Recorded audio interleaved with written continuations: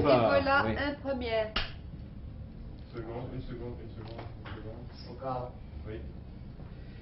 Julius Evola, voulez-vous nous parler de vos origines, de vos années de jeunesse et de votre formation spirituelle? Mes origines, je suis né à Rome. Pour ce qui concerne le côté purement biographique, je ne l'estime pas digne d'intérêt. Pour ce qui est ma formation intellectuelle, mes études officielles ont été des mathématiques. Dans le même temps, depuis ma jeunesse, je me suis intéressé des philosophies, des auteurs mystiques, ensuite de l'histoire des religions, d'orientalisme en particulier, et enfin de tout ce qui se rapporte aux doctrines traditionnelles, sur la base de laquelle j'ai entrepris une critique de la civilisation actuelle. Et enfin, un des derniers sujets auquel je me suis consacré, c'était la sexologie, correspondant à cet ouvrage qui a été publié aussi en français, Métaphysique du sexe. Nous savons que vous avez participé dans votre jeunesse au mouvement d'avant-garde. Quels ont été dans cette période vos rapports avec le futurisme et avec Dada? Un rapport avec le futurisme s'imposait par lui-même, parce qu'en Italie n'existait que le futurisme comme art d'avant-garde. Et j'ai connu Marinetti et des autres exponents du mouvement futuriste. Mais puis, peu à peu, je me suis aperçu qu'il n'y en avait pas une homogénéité entre mon orientation et celle futuriste, à laquelle j'accusais une sorte de dynamisme chaotique, une sorte d'élan vital, avec du chauvinisme, avec l'exaltation du futur problématique. Toutes ces choses, pour moi, ne marchaient pas. Et au contraire, je me suis presque immédiatement intéressé au moment dadaïste, immédiatement après la guerre. C'était 1919. Ben, j'étais en rapport avec Tristan Tzara, avec lequel je m'entendis très bien. Et dans ce temps-là, j'ai donné ma contribution dans le domaine de la peinture, de la poésie. Pour la poésie, c'est qui ma formation précédente avait pour centre surtout le courant français, le symbolisme, Rimbaud, Mallarmé et tout cela. Et j'ai donné, comme je vous l'ai dit, je me suis entendu très bien avec Tristan Tzara. Et lui aussi avait une certaine compréhension pour mon interprétation particulière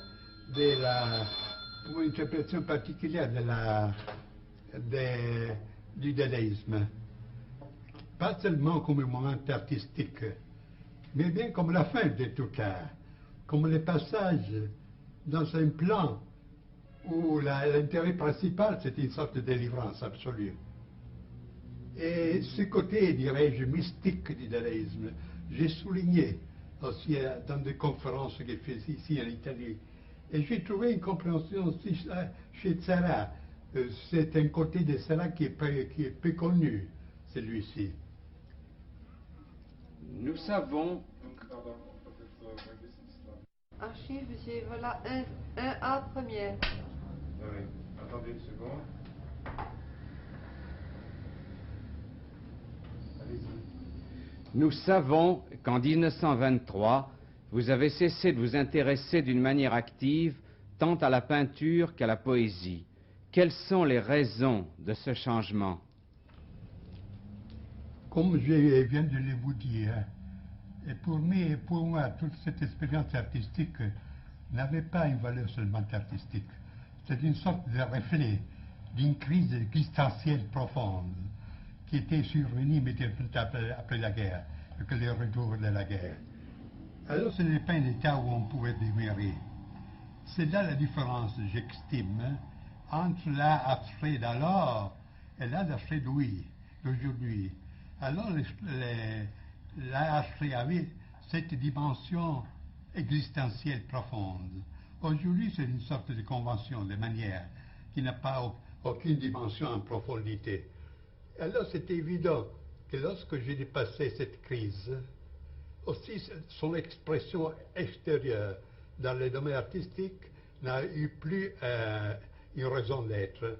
Mais si on en a vécu sérieusement et au profond cette crise, il n'y avait pas trop de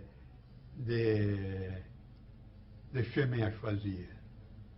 Quelqu'un pouvait se tuer, les autres faire rebourser chemin, ceux qui ont fait aussi certains dadaïstes à partir d'Aragon, par exemple, ou bien s'effrayer le chemin pour une dimension ultérieure de l'expérience. C'est ce que j'essayais. En 1925 et jusqu'en 1930, vous formulez la théorie de l'idéalisme magique et de l'individu absolu. C'est le sujet de votre livre Il Camino del Cinabro. Nous expliqueriez-vous cette doctrine? Mais pour l'expliquer, je devais entrer dans un domaine technique de philosophie. Je peux dire en résumé que cette doctrine, c'était une synthèse entre l'idéalisme absolu de la ligne des successeurs de Kant, Schelling, Fichte, etc., de l'existentialisme avant la lettre, avec une dimension ésotérique. En troisième lieu, de la doctrine de la puissance, parce que, comme il est bien compréhensible, un des auteurs qui a exercé sur moi une influence particulière, ça a été Nietzsche. Un certain Nietzsche, parce que je n'approuve pas tout. Alors, c'est une sorte de synthèse, là, de théorie de l'absolu absolu. On parle de la position gnoséologique, c'est-à-dire des doctrines de la connaissance. On la développe dans une doctrine du moi, et puis on considère les développements possibles de ce moi jusqu'à un idéal presque chimérique, c'est l'individu absolu. Et les phases de ce développement ont été exposées dans le deuxième volume de cette doctrine de cette théorie de l'individu absolu, qui s'appelle phénoménologie de l'individu absolu. Le mot est permis phénoménologie et apprendre dans le même sens de Hegel, phénoménologie de Geist, phénoménologie de l'esprit, pas dans le sens d'un recueil de phénomènes plus ou moins. Novalis a-t-il eu une influence sur vous? En partie parce que à ce temps, j'étais assez intoxiqué par la méthode académique. Et Novalis, je reconnais qu'il avait des intuitions très profondes. Mais ce qui me gênait, c'était son côté poétique et intuitionniste, pas systématique. Votre livre, La tradition hermétique, est une exposition de la doctrine secrète qui se cache sous les symboles de l'alchimie. Est-ce qu'elle a des rapports avec les enseignements que vous avez exposés dans un autre livre, également traduit en français, La doctrine de l'éveil? Non, il y a une différence. La doctrine de l'éveil, c'est une exposition systématique de l'ascèse, de l'ascétisme bouddhiste, que j'ai reconstruit sur la base des textes originaux pali. Si bien que la traduction anglaise de ces livres était recommandée par la Pali Society de Londres, qui est l'autorité la plus reconnue dans cette branche. Et alors, ce livre est considéré comme un classique sur des études sur le bouddhisme, bien que ces thèses, pour la mentalité commune, pour les cultures moyennes, sont révolutionnaires, parce que je considère comme un malentendu, ou bien comme une déformation, la conception du bouddhisme comme cette vision de la vie qui considère seulement le monde comme souffrance et le nirvana comme une sorte d'évasion plus ou moins dans le néant pour s'échapper à cette douleur. Je démontre au contraire, toujours sur l'appui des textes, parce que dans chaque page, vous trouvez des citations de toutes sortes qu'au commencement, le bouddhisme était une doctrine initiatique, que le vrai sens de cette doctrine et de cette ascèse qui a une allure toute particulière, c'est-à-dire, dirais-je, scientifique, parce qu'il n'avait pas de présuppositions religieuses ou morales, alors que le but ultime de cette discipline, c'était la réalisation de l'inconditionné. Le vrai nirvana, c'est l'inconditionné, que le bouddhisme pose au-delà même du royaume de Dieu. Archive, monsieur, voilà 2 premières. Attendez une petite seconde. Au cas.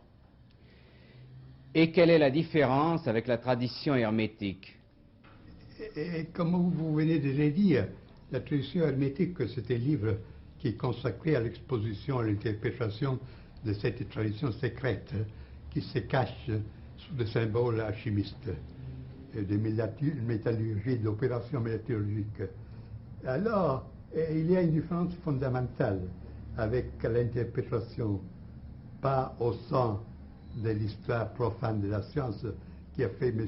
Jung, parce qu'il considère tout cela, tout ce monde alchimique, pas comme un monde matériel, des métaux et des substances matérielles, mais comme des projections de la libido, des archétypes, etc. Au contraire, j'expose ces enseignements comme un enseignement initiatique qui, comme tel, concerne les forces réelles, bien que pas physiques, et a pour but la transformation intérieure de l'homme. Alors là, il y a, je voudrais dire que ceux des livres, Doctrine de l'éveil et Doctrine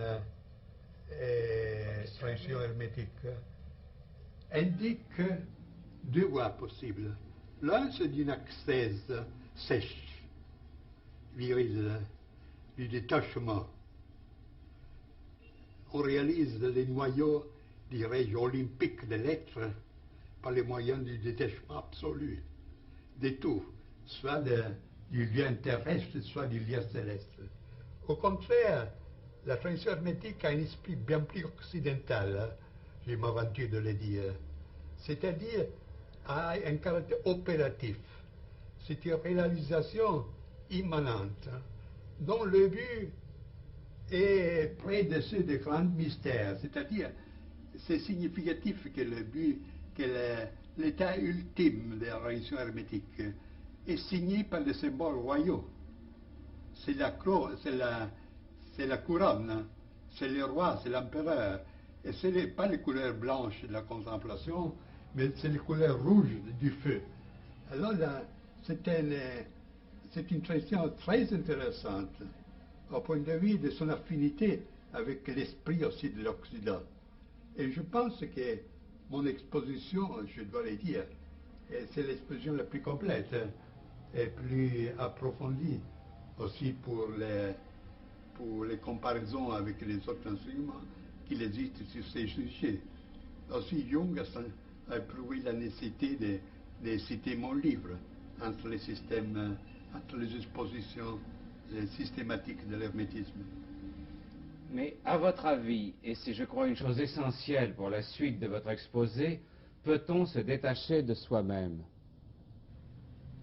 Mais c'est là la présupposition de toute doctrine ascétique, même mystique, encore davantage initiatique.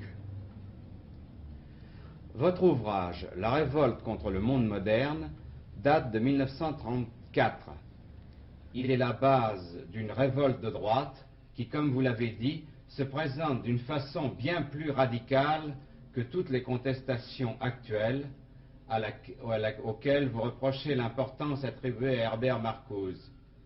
Voulez-vous vous expliquer sur ce point et nous indiquer en quelques mots la matière et l'orientation de la révolte contre le monde moderne?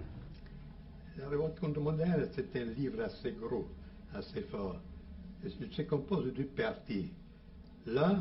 L'une s'appelle Le monde de la tradition. Et je cherche de donner ce qu'on appelle en philosophie une doctrine de catégories, du monde traditionnel, c'est-à-dire les formes constantes dans lesquelles se présentent à travers des différences presque indéfinies, mais qui ne cachent pas l'identité de la substance, la forme dans laquelle se présentent les structures fondamentales d'une société, c'est-à-dire à partir de la royauté, la loi, l'État, l'espace, le temps, la guerre, les relations entre les sexes, le jeu, et c'était tout cela, en puisant dans les documents les plus variés, à partir de l'Extrême-Orient jusqu'à l'Amérique précolombienne, du Moyen-Âge jusqu'à l'Antiquité méditerranéenne, etc. Je suis parti, alors la première partie, je pourrais l'appeler morphologique. La deuxième, au contraire, c'est une sorte de philosophie de l'histoire. En partant de la préhistoire, la plus lointaine, je cherche de reconstruire, ou d'interpréter, si vous le voulez, les cours de l'histoire. Cours dont la clé, pour moi, est l'idée d'involution, et pas d'évolution. Et à ces sujets, je prends comme base non des idées personnelles, mais cette doctrine des 4 âges que vous retrouvez dans des traditions très différentes, avec une remarquable homogénéité, à partir de la doctrine hindoue des yugas jusqu'à la doctrine que Hésiode expose les 4 âges, l'âge de l'or, de l'argent, du bronze et du fer, jusqu'aux enseignements du même esprit nordique, etc. Et alors, sur la base de ce schéma, j'interprète les phases principales du développement, c'est-à-dire de la chute occidentale. Et la fin de cette interprétation a été presque prophétique, parce que le titre du chapitre correspondant s'appelle « Les cycles se ferment, Russie et Amérique ». Et je donne l'image de la Russie bolchéviste et de l'Amérique capitaliste comme 2 branches des mêmes choses que, malgré toutes les différences, ont le même sens, d'étrangler tout ce qui reste de l'Europe traditionnelle. C'est ce qui est arrivé après, si vous considérez que le livre est paru en 1933-34 en Italie, en 1934 en Allemagne. Alors, étant donné cette structure du livre, vous voyez que les titres « Révolte du monde moderne » ne correspondent pas entièrement au contenu, parce qu'il ne s'agit pas d'un livre polémique. Mais la polémique vient par soi-même, parce que, en voyant comme sont les choses, c'est naturel pour quiconque garde une certaine sensibilité spirituelle et dire non au monde moderne. Mais c'est là la différence avec Marcuse, avec toute cette bande de contestataires, etc. Ils peuvent avoir raison dans certaines critiques, mais lorsque vous demandez au nom de quoi, ils ne savent absolument dire rien. Et c'est mieux qu'ils disent rien, parce que lorsqu'on écoute Marcuse sur les sujets de ce qu'il propose comme une société meilleure, on est terrorisé parce que sa sociologie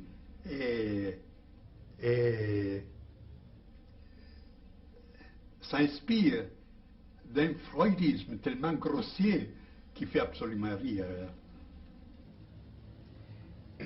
Alors c'est ça, puisque dans mon livre, comme point de départ, je pose le monde de la tradition, je pose en même temps le point de repère, dans le cas qu'on veut s'aventurer dans une contestation positive, qui par soi-même est naturellement une constitution de droite, pas de gauche.